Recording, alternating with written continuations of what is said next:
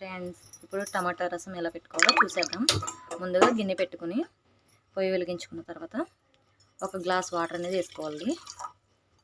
తర్వాత ఒక నిమ్మకాయ సైజ్ అంతా చింతపండు కూడా వేసుకోవాలి. అలాగే చిన్న టమాటాలకు 3 టమాటాలు, ఈ మూడింటిని కూడా బాగా మరిగించుకోవాలి. ఇవి 3 బాగా మరిగిన తర్వాత ఇలా మంచిగా మరిగిన తర్వాత గ్యాస్ ఆఫ్ చేసేసుకుని ఒక 5 మినిట్స్ అలా ఫ్యాన్ గాల్లో వదిలేసుకోవాలి. ఇది బాగా చల్లబడిన తర్వాత ఇది మొత్తం గుజ్జు మొత్తం పిండేసుకుని ఈ పిప్పు అనేది పడేయాలి. అప్పుడు చారు ఎలా ప్రిపేర్ చేసుకోవాలో చెప్తాను. ఇవి చల్లారేలోపు మనం ఒక ఉల్లిపాయ, 2 పచ్చిమిర్చి, కొద్దిగా కరివేపాకు, కొద్దిగా కొత్తిమీర కట్ చేసుకొని ఉంచుకోవాలి. ఇప్పుడు చింతపండు గుజ్జు, టమాటా గుజ్జు మొత్తం పిండేసుకున్న తర్వాత మళ్ళీ గిన్నె పెట్టుకొని గ్యాస్ ఆన్ చేసుకోవాలి. ఇప్పుడు ఆ టమాటా గుజ్జు అంతా దీంట్లో వేసేసుకోవాలి గిన్నెలో. అలాగే మనం కొన్ని వాటర్ కూడా పోసుకోవాలి తగినంత.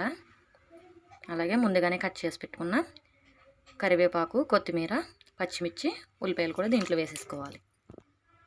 ఒక 1/2 టీ స్పూన్ వరకు పసుపు, ఒక 1/2 టీ స్పూన్ కారం కూడా వేసుకోవాలి. అలాగే తగినంత ఉప్పు కూడా వేసుకోవాలి. నేను కల్లుప్పు వేసుకుంటున్నాను. ఇది మీరు వేసుకోవాలంటే సాల్ట్ కూడా వేసుకోవచ్చు. దీన్ని అంతా కూడా బాగా మరిగించుకోవాలి. ఒక 5 మినిట్స్ అలాగా మరిగించుకోవాలి. బాగా మరిగిన తర్వాత ఇలా బాగా ఒక 1/2 గంట సేపు మరిగిన తర్వాత ఇప్పుడు మనం తాలింపు పెట్టుకోవాలి. తాలింపుకి కావాల్సిన సామాను వచ్చేసి వెల్లుల్లి, అలాగే జీలకర్ర, మెంతులు, ధనియాలు, ఆవాలు, అలాగే 3 ఎండుమిర్చి, కొద్దిగా కరివేపాకు. ఇప్పుడు స్టవ్ మీద గిన్నె పెట్టుకొని స్టవ్ వెలిగించుకోవాలి. గిన్నె హీట్ ఎక్కిన తర్వాత మనం కొద్దిగా ఆయిల్ వేసుకోవాలి తాలింపుకి సరిపడా.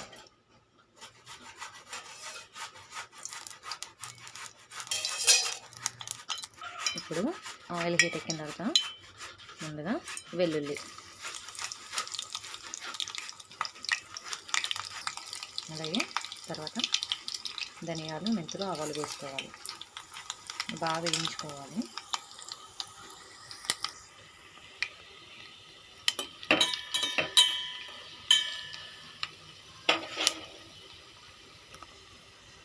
ఇవి మంచిగా వేగిన తర్వాత జీలకర్ర, తర్వాత కరివేపాకు, ఎండుమిర్చి